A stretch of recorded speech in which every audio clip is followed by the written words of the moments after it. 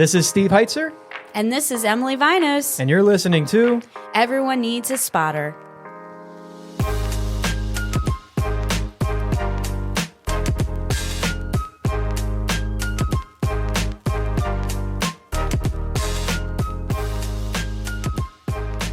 Hello, everybody, and welcome.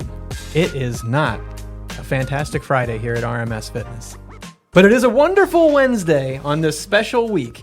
We're doing it a little different here. Normally, you folks are used to us at the end of the week. It's sort of the end of the week, but we're coming here on Wednesday before we go into the long holiday weekend to just kind of tap in with all of our listeners for another episode of Everyone Needs a Spotter, brought to you by RMS Fitness. For those that may not know, I'm joined, as always, of course, I'm Steve Heitzer, the host with the most. I've always wanted to say that my whole life. And I'm joined here with the usual crew, going left to right. Steven Donadio, what's up, man? What's going on, man? It is, it's definitely Wednesday, but my body feels like it's Friday, so I'm having an internal battle right now. Well, your voice sounds like it's Friday And 20 years from now. So. And your outfit looks like it's Friday. I mean, casual Wednesday over here. Look, no.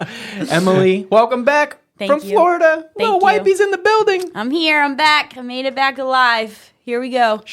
When she says she made it back alive, everyone, she really means only just barely. Let me tell you, I'm sure she'll get into it in a minute. Yeah. But we'll hold off on that. Robert Decker on the mic after a rainy missed episode last week. Yeah, you guys had a lot of fun, I heard. So I'm glad that you had a time away from me. So now we'll keep it serious and actually get something done this week. I know. I mean, everybody needs a little time away from you, man. Let me tell you. Emily, welcome back. You were gone for a couple days. You were off down in supposedly sunny Florida. Right. What happened? Tell us about your week. Torrential rainfall. Torrential. Torrential. It was so crazy. You know, I'm fine with, the thunderstorms Florida has, that bursts of rain or whatever, but this was legit like hurricane. We're not talking about, just being able to lightly walk in this rain. It was serious, and my mom was done with it. But all in all, honestly, I don't know if I should say this, but I'm going to say it. But my cousin always said this to me, that whenever it's not like the best conditions, just embrace the suck. That's what he says. So that's what my theme was that week was, Mom, we got to make the best out of this. And honestly, because of the rain, like so many people weren't in the parks. It was really low crowd. So getting on rides was not a problem, and it usually is for being in Disney. Mm-hmm. And like the real popular new ones, we were able to get on multiple times. So that was really cool. No, that's awesome. And if you're a high tier Disney operator like Emily and her mom, you know how to take advantage of a rainy park day and maximize your time there too. So that's good. That's good. Robert, you were away a couple days back in town.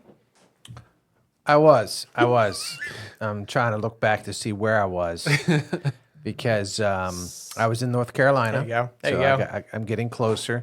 But I was looking over some of the restaurants that we explored, and I actually had some real Japanese food. Ooh. So it's different when it's right there. It's fresh. And so I enjoyed that. I think the name of the restaurant was Mr. Tokyo Japanese Restaurant.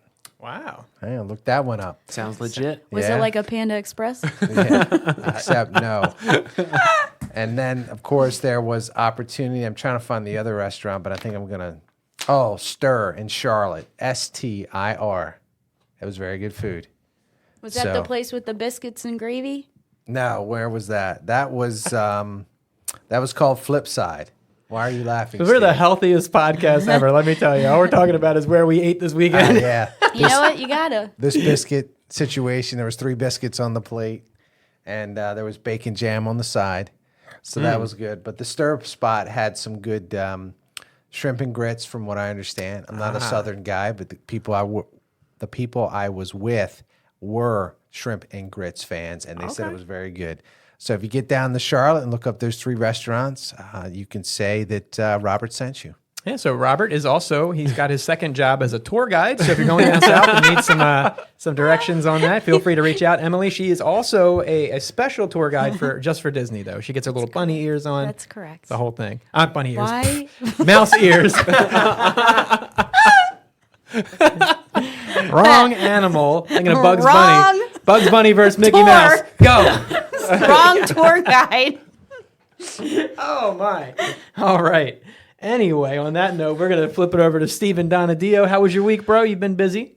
Yeah, it's past 2 weeks past 2 weekends been busy. But this past Saturday was a little bit more busy at home, just battling the leaves and cleaning up the gutters. That one And the bunnies, the leaves and the bunnies? Yeah, the leaves, the bunnies, going up on the roof. Saturday it was like really windy and battling, staying alive going up there. But got it all done, got the leaves cleaned up, and then Sunday it looked like I did nothing. That's the story of living under an oak tree. Yeah. So if you live in Kingsville and you rake your leaves, you're a fool, and you should not do that. I made that mistake already this year too. Doesn't work. But no, so you know what? That's the week in review, right? I mean, we've been here. It's a short week. Maybe not as much to normally talk about because people were getting back from vacations, being away. It was a lot of catch up this week. And if you guys were anything like me, it was also a lot of kind of setting the groundwork for next week and kind of beyond, because this is sort of a pause. And then this next couple of weeks are a little funny, right? It's a little hard to get some things done the next few weeks, but we do want to make sure we're all teed up and ready to go so that when the new year hits, we are really, fully loaded, fully operational, and ready to hit the ground running. I may have said all those cliches 3 times there, but that's okay. So to the effect of basically helping to, transition from where we are to where we're going in terms of times and seasons, I thought it would be a good time to talk to our customers and clients about basically what they can expect in the months to come. If you're not already someone that's, in this space or, has operated amenities on the East Coast in particular, or if you're somewhere where the weather changes, things get a little different this time of year. But in general, even if you are a property manager that's worked in this area for a long time, there's going to be some good pointers and recommendations here on just how you can, find the most success in the next few months, dealing with that fitness amenity. So, Robert, as we kind of get into this time of year, we always talk about the changes that properties are going to experience in terms of fitness. As the cold comes and the rain comes and all that comes with it, what really is, what should property managers expect to see this time of year? They're going to expect to see a very high volume come into their fitness center. And what that means to them is that with more people in the gym, that means more opportunity for them to find problems, because what I have seen in my experience is if you have 4 treadmills, right, in a facility, just throwing a number out there, and it's slow, and a resident comes in, comes to walk on a treadmill, gets on that treadmill, and there happens to be an issue. Maybe it's not working. They'll move on to the next one. So why that scenario? Because now you're probably going to get more people coming in to use it. So now those scenarios where a person probably wouldn't have come in and told the property manager or maintenance engineer, now you need all 4 treadmills to be running at the same time. So a lot of our maintenance contracts are quarterly. And so right now, service is going to feel that on our side. They're going to feel that influx. And we all know what the first of the year means to a lot of people, right? So if we New year, new me, right? If we don't prepare our clients for this rush, then we're doing them a disservice. And that's why we're reaching out, social media, this podcast, some emails, reminding them of some things. And that means a lot more people are going to be touching the equipment. Emily, so what does that mean? That means you better have an option for keeping the equipment disinfected and things like that to take on all that hand touching and coughing on and sweating on and yum yums. Yum yums. Okay, wow. I'm going to go throw up real quick and come back. No, but you know what? Spot on, right? Because, in the past, we would have all been like, COVID. You need your wipes, you need your disinfectants and things. And you know what? COVID's still around. It's still a thing. But the need for that goes beyond just, a pandemic situation. The pandemic may have heightened our awareness to those types of issues and concerns. But, colds and flus, they're not the end of the world, but nobody wants to go down into the gym to try to be healthy and improve themselves, catch a stray cold bug or virus that could have just been easily wiped off of a treadmill. We also know in public spaces, right, it's certainly unavoidable in some cases, but you do want to give yourself the best possible chance by keeping that equipment, clean, safe, and appealing. And there's some other reasons to make sure you have the right products too. It's not just about the cleanliness, right? If you've bought something that is maybe too caustic or too aggressive of a material, Stephen, and now all of a sudden you go from having, I'm going to use fake numbers, right? You go from having 10 gym users a day, now you have maybe 20 to 25 users a day because use is picked up. What's going to happen if you have the wrong quality or wrong strength of materials there? Well, the first thing you're going to see visually is, like you said, there's going to be more people using the equipment, so there's more usage of whatever product that they have to clean. But then if it's not a correct product, or if it's got a bleach aspect to it, which I see a lot in gyms where they have bleach wipes, and what will initially happen is you will have discoloring of the plastics. Right. Almost like a sun effect. If the sun hits on a plastic for an extended period of time, it kind of fades it away. Well, that's what a bleach will do, only on a faster timeline. Yep. And so that's one of the most common things that we see. But that's just a cosmetic thing. Also, you have the aspect of, for instance, touch screens, the buttons in the consoles, all have an effect, a damaging effect when it's an improper wiping product. Yep. So whether it is a wipe that is too moist, or a wipe that is too dry, or a wipe that has too harsh of a product in its side of it, or a product, or a wipe that doesn't have enough of a product in it, if you go into this time of year using that same metric that I use, and you go from having 10 people to having 25 people now using that incorrect product, well, now you've got a 150% increase in how rapidly that's negatively affecting your product. Robert's got his thumb up pointing at me. I'm going to say, what's up? Yeah, because, being out in the field and seeing users and how they interact in the gym, one thing that I also noticed it may pick up, just kind of going along with what Steven's saying, is that people will wipe down the machine prior to use and then wipe it down when they're done. So now we're doubling it up. Yep. Because, people like Emily, they come back from vacation very sick, and then Steven coughing all over the podcast studio. You're going to step it up. So clients are going to be more conscious of their health. Hence, they're going to use that product. That's why we're sending out our emails to say, hey, make sure you have enough, because we've had no problem with supplying right now for that kind of product, but I wonder if it's going to pick up, because all it takes is a spike in something like COVID this winter, and then a product like that will just fly off the shelf. Yeah, it will. And you may hear us, if you listen to these episodes, you may feel like, why didn't you guys talk about wipes, every other episode or something? And really, it's just in an effort to help really isolate how important the small things are in operating these spaces successfully. It can make a big difference. And that's really, I think the point is, I think a lot of times properties don't always have the wrong materials because of, accessibility or not being able to find the product. I think sometimes they just, because you have so many things going on, you've got so many responsibilities to take care of, either you don't know it's a need, or when you realize it's a need, you have about 2 seconds to deal with it before you have to get on to the next problem. So the point here that I think we're trying to make is, again, use us as a resource. Let us help you make sure you have what you need. If you have, again, if it's a time of year and you've got the old spray bottle and paper towel technique, well, again, do you want 2.5 times as many people tomorrow using the spray bottle and paper towels on your console as you do today? And how quickly will that have an increased negative effect on your space, right? So again, Emily at rmsfitness.com is her email. If you want to reach out to her about some, information regarding wipes and cleaning materials, there's a reason we call her Little Wipey. She'll get you all ready to go. But, there's more to it. Get you all wiped up. Get you all wiped up, yeah. It's just, it's one of the things, right? So beyond just the cleaning materials that you would purchase to put in the wipe dispenser in your gym or something like that, this time of year, if you're on the East Coast, you start getting rain, you start getting snow, you start getting ice. If you're calling for wintry mix, what's common to see out on the road, Stephen? If we're expecting to see, cold weather or snowy weather, what do we also normally see? A heavy dose of salt on the floor. Salt on the floor. It starts in your roads, right? They put it on the roads out here to prevent that. Next thing you know, you're walking up, you park in your parking lot, you're walking down the street to get to your community after work, you go inside, you take the same shoes you wore to work, you jump on the treadmill. Well, now, Emily, what has happened to your treadmill?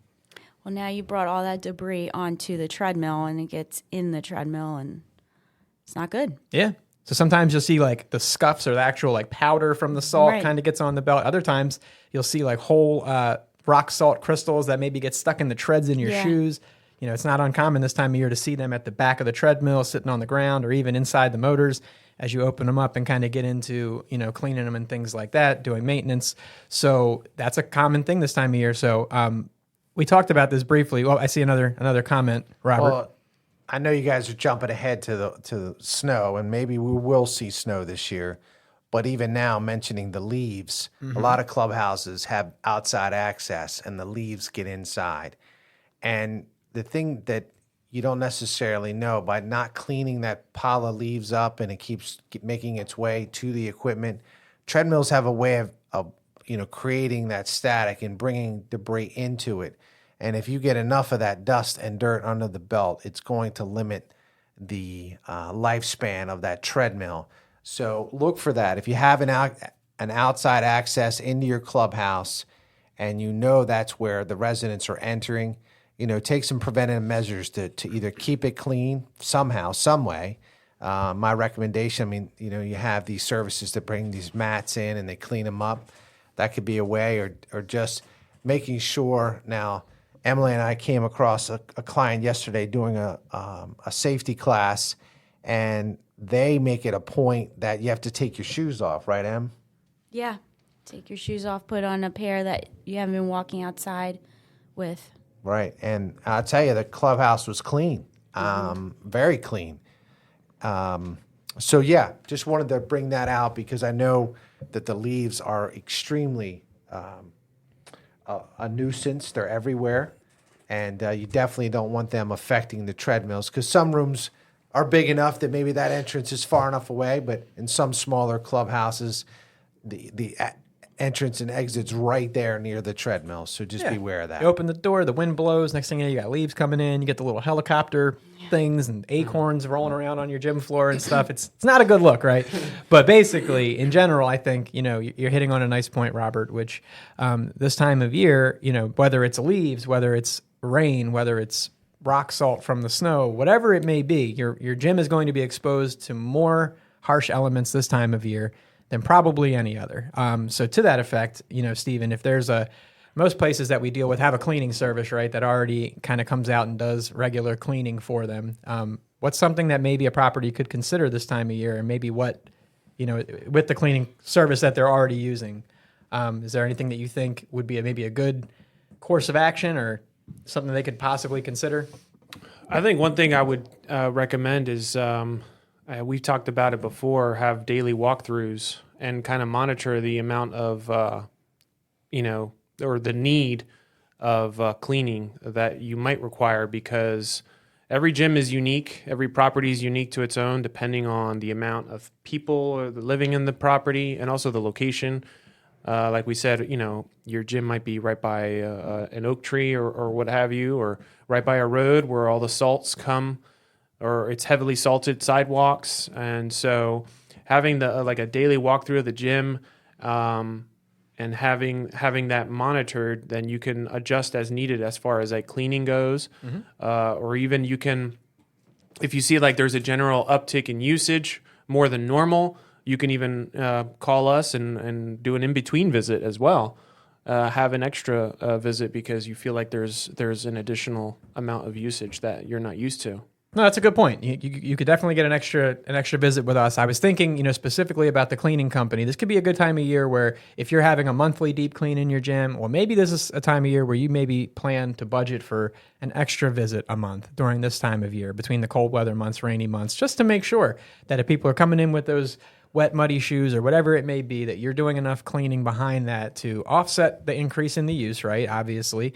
And also just to keep the place, marketable. We're talking a lot about service and maintaining the equipment, but again, we know a lot of our customers, the fitness center is a main marketing tool for them in terms of leasing units and keeping those places full. So if you have a salty, muddy gym this time of year and you bring somebody in on a tour, could be a bad first impression, right? Now you could maybe explain it and say, the cleaner comes tomorrow, but wouldn't it be better to just kind of boost that up a little bit this time of year, if it's fiscally reasonable to do so, to make sure you have that little extra cleaning support?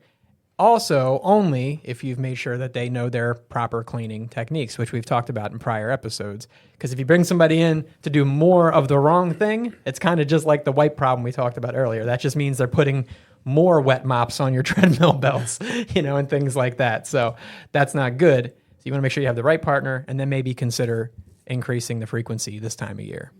Donadio, what's up, man? Yeah, so there was one more thing that I thought about too, because these past couple weeks I've visited a couple properties in D.C. and some in Virginia, where one thing that we don't think about when we're thinking about the increase of usage during the winter months. Well, if your property has an indoor pool, guess what's going to happen? More usage. And a lot of times these indoor pools are right next to the fitness centers, and they have a direct access to the door from there. Well, you're going to have all this foot traffic and all this constant opening of the door. So again, you could also have people using the equipment slightly damp from the fitness, from using the pool. Who knows? We've seen it. Anything's possible. But also to consider possibly getting like a dehumidifier in the rooms to help prevent that chlorine, the oxidation happening from the metals in the fitness equipment, because that is a big problem. Yeah, if you see rust on your equipment and it's near a pool, you probably found your culprit, for the most part. But that's a good point.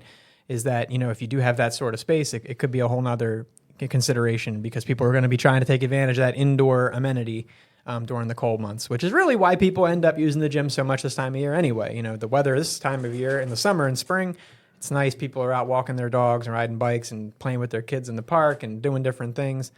This time of year, it starts to get a little trickier to find nice things to do. People want to stay active, so you'll see that uptick in your property's space. Robert? Yeah. Again, while we're talking about these things and trying to really, I guess, just again educate our clients, Stephen mentioned the in and out, and that made me think about the fact that in displaying to your future resident about the type of room that you want to portray to them, because of this uptick in the amount of use, you're going to find it harder to keep it clean if you're not doing the walkthroughs that Stephen mentioned because of the activity. Dumbbells are going to be on the floor. Stretch bands are going to be somewhere else. So having someone go in, look it over, because, again, it's going to be harder to keep up, because what you've been used to through the summer months, the infrequency of use in the room, don't fall victim to the rush that you're about to experience in the room. Get someone in. And I'm using that reasoning because I went into a facility, and they keep a very, very nice facility, but there's accessories. It's huge. It's a very large gym for this particular property. In fact, one of the larger ones I've come across that could qualify almost as a small gym, like a Planet Fitness. And so what's happening is that every accessory is everywhere but where it needs to be put back on. And so when I walked in, what should have been a very positive appearance to me was, and this has nothing to do with my experience, my first impression was they don't take care of the place. But after you put the accessories back, you find out that all the equipment's well maintained. Yeah. So what had nothing to do with that, but just those, 5-pound dumbbells here, stretch bands over here, the stability ball behind the treadmill. It doesn't make for a good look. And that's all happening because they're starting to see more people coming inside, because now the temperatures are very chilly in the morning. So people are not going out. Maybe they prefer to do something inside now, as opposed to doing the walk or the run. Yeah, no, that it all tracks for sure. The walkthroughs, I was going to get to a minute, how critical they can be, but I think you touched on a lot of the good reasons for sure. Emily? Yeah, I was following Robert's thoughts with that. I mean, just even walking through, and he's talking about misplacements, things all over the floor, but maybe it's a good time to walk through now and notice that things are missing completely. Okay, so you have some dumbbells that have walked out of the room, and maybe your accessories are not in good shape and not in a good place for anyone to start using them as much as they will be used. So this is a good time to do the walkthrough, just because all right, maybe you want to put things back in place and have the room look nice and neat, but maybe it's the time to replace some items to get the room ready. Yeah. And so circling back, on a lot of that stuff, the walkthrough, just to kind of capsulize that, there's a lot of reasons to do that. You touched on, missing accessories. If they're missing, we come quarterly. Most customers, I should say 80% of our clients probably have us come out quarterly. We have some that have us out monthly or more frequently, but the average customer seeing us, 4 times a year. That leaves 8 months out of the year that we're not there, and approximately 29 or 30 days each month of the month that we do come that we aren't there, right? So there's a lot that can happen in your gym between our visits. And, while maintenance, you aren't going to go in there and perform regular routine maintenance on your equipment. But if you go in there and you see something's missing, you can be proactive about that rather than, having that come up on a tour or having a resident come and be like, oh, everything's missing, everything's not, or vice versa. Robert, if somebody goes in there from your staff and identifies an issue, well, they can clean it up. They can deal with the storage concerns before someone comes in, trips on a stray dumbbell, and then now you've got an unhappy resident. So these are like things where routine maintenance can get you so far in the gym, but there's a lot of proactive things that really have to happen there. And then another one, honestly, is just broken equipment, right? Like we perform routine maintenance and we inspect equipment for safety, and we try to certainly catch anything we can that's coming down the pike, but there's always an opportunity that a cable will break or something will go wrong with the machine after we visit, between that time and the next visit. And again, do you want to be the leasing specialist or the property manager who walks in on a tour and discovers the machine with the broken cable laying on the floor? Or do you want to be the property manager who has their staff go through once a day or so and check and be able to report those things? You can't totally avoid ever getting caught off guard by something, but just a quick cursory walkthrough can be a big difference between having to call us out and scramble because you're responding to a customer concern and just a casual problem that the site identified and it just is dealing with. It's a big difference. Well, and just to add on one more thing, we had an example yesterday where we walked this room. We were doing an orientation for a customer, wanted the users to feel comfortable using the equipment. So that's a service that we provide.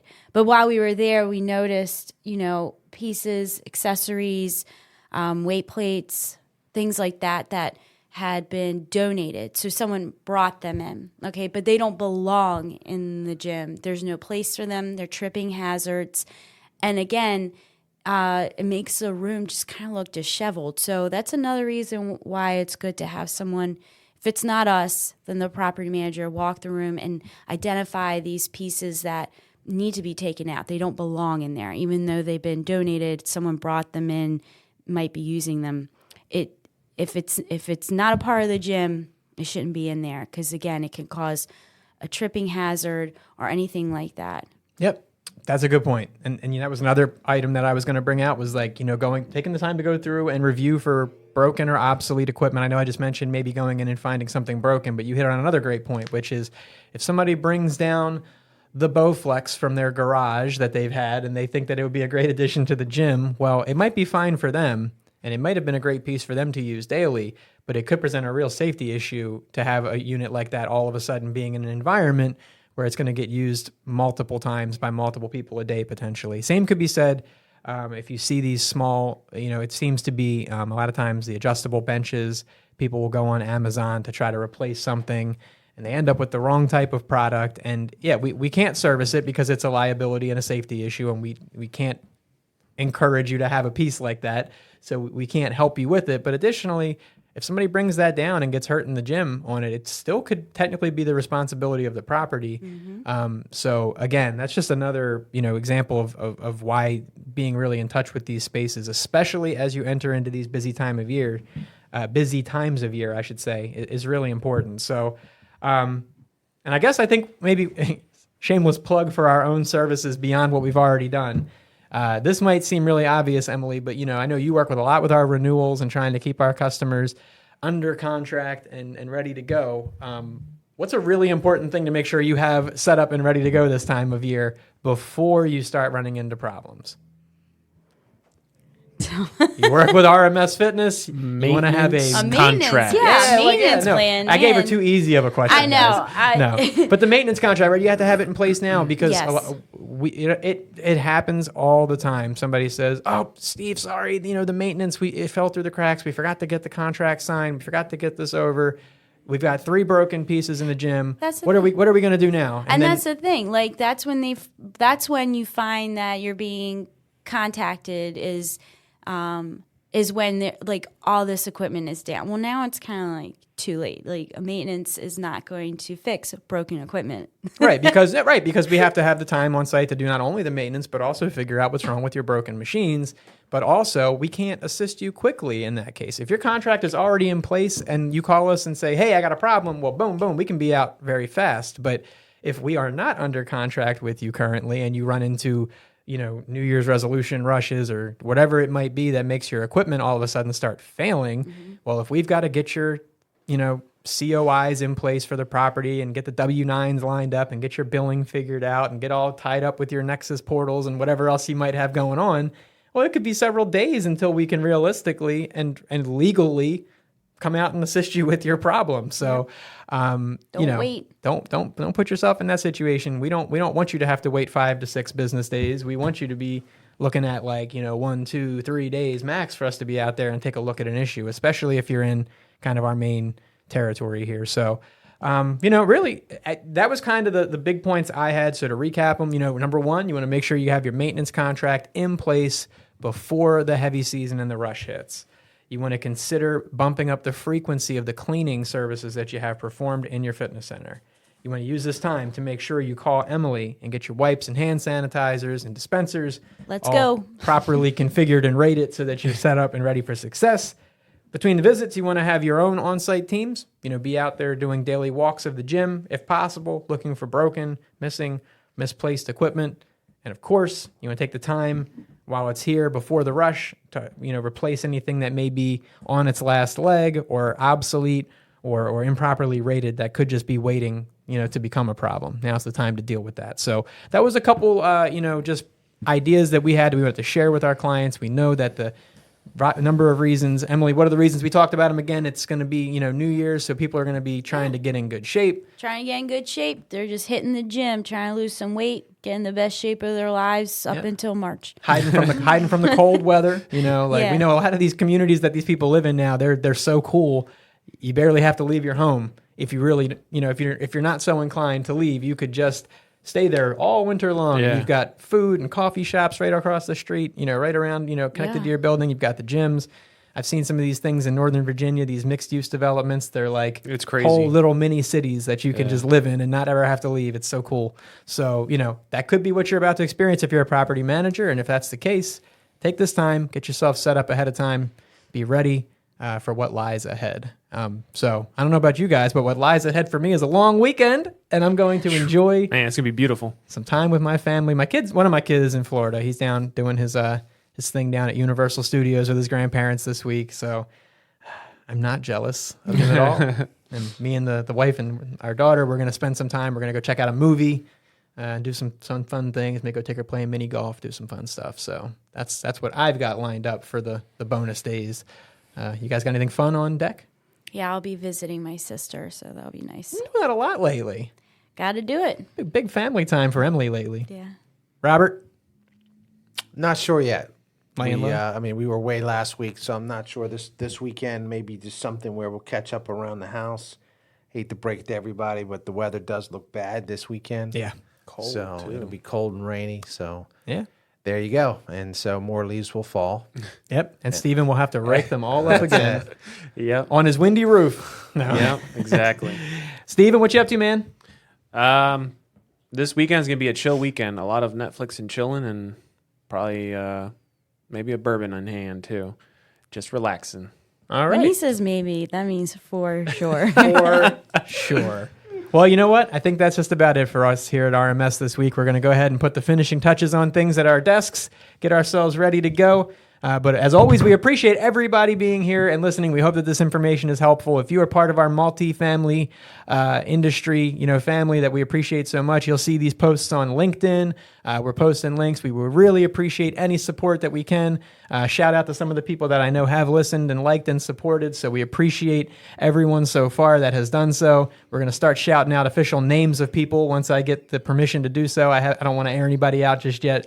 But we have appreciated. We know there's some people that have quite good followings on LinkedIn that have tuned in and recently and listened, and they've given me some feedback and things. So we're looking forward to sharing that and kind of continuing to grow this thing over here. So I'm sure I speak on behalf of everyone here at the table, Emily, Stephen, Robert, and myself, Steve Heitzer, when I say thank you again for tuning in to Everyone Needs a Spotter. Enjoy your long weekend. We'll catch up with you next week. See ya. Bye. See ya. Have a great weekend, everyone.